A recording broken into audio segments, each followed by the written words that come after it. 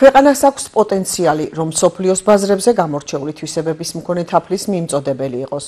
ამის შესახებ გარემოსდაცვისა და სოფლის მეურნეობის მინისტრმა განაცხადა. დავით სონღულაშვილი გურიაში მეფუტკრეებს შეხვდა და დარგში არსებულ მდგომარეობას გაეცნო.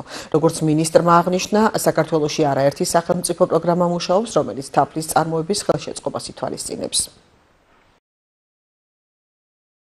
ვაგრძელებთ რეგიონებში ვიზიტს, განსაკუთრებულად მნიშვნელოვანი არის კიდევ ერთხელ მინდა ხაზგასმით აღვნიშნო ფერმერებთან შეხვედრები რეგიონებში ადგილზე გაცნობა იმ პრობლემების საჭიროების, რომელიც მათ აქვთ, რადგან პირდაპირ იყოს ასახული იმ პროგრამებში, რომელსაც სახელმწიფოს თავაზობს ფერმერებს სხვადასხვა პროგრამებიდან გამომდინარე, განსაკუთრებულად მნიშვნელოვანი არის, რომ შეიქმნას არა მხოლოდ პირველადი წარმოებები, არამედ პირველადი პროდუქციის წარმოება, არამედ გადამამუშავებელი წარმოებები, რადგან ეს ხელს უწყობს რეგიონებში რეგიონული ეკონომიკის გაძლიერებას, რაც ცალსახად არის ფუნდამენტი იმის, რომ ქვეყნის ეკონომიკა კიდევ უფრო მეტად გაძლიერდეს.